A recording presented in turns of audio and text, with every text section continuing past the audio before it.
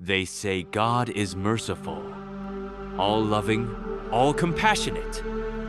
So why do millions of animals die every year in His name? To some, it's faith.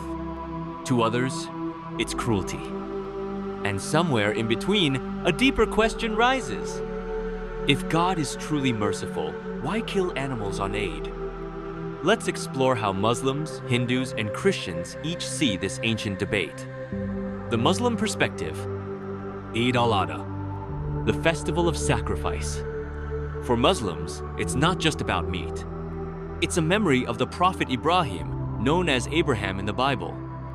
He was willing to sacrifice his son because God asked him to. But God stopped him and sent a ram instead. Since then, Muslims remember that test of obedience by sacrificing an animal, usually a goat, cow, or sheep. But here's what many forget. The Quran says, "It is neither their meat nor their blood that reaches Allah but your piety." Surah Al-Hajj 22:37. In other words, the ritual is symbolic. The intention matters more than the action. The meat is divided. 1/3 for your family, 1/3 for relatives, and 1/3 for the poor. For many Muslims, it's an act of compassion, not cruelty. But even inside the Muslim world, some are asking, is this sacrifice still necessary today? Or is it time for new symbolic forms of devotion? The Hindu response. Now shift to Hinduism, a religion where the cow is sacred, a symbol of motherhood, peace, and non-violence. In India, where over 1 billion people live, the majority are Hindu. And for many of them, animal sacrifice, especially of cows, is unacceptable. Even during Eid, tensions can rise when animal slaughter is seen as disrespectful or violent. But here's something you might not know.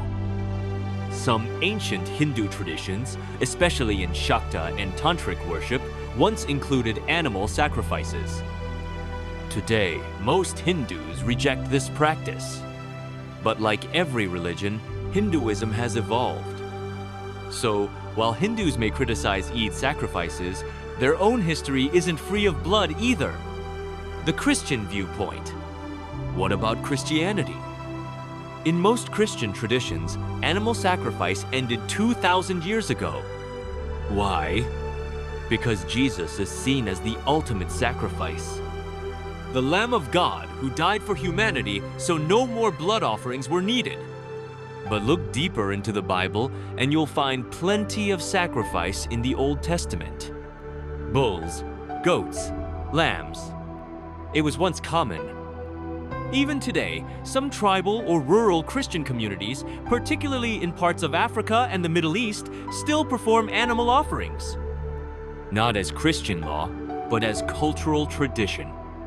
So Christianity too has evolved from blood rituals to spiritual offerings. So where does that leave us? Every year, the Eid debate lights up social media. Animal rights activists call it brutal. Muslims defend it as divine tradition. Hindus protest. Christians reflect. But maybe the real debate isn't about animals. It's about something deeper.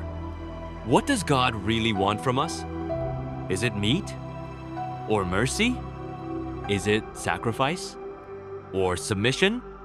And if God is the most merciful, shouldn't we be too? One thing is clear. Every faith has its rituals, its stories, its struggles with compassion and tradition. But as the world changes, so do our questions.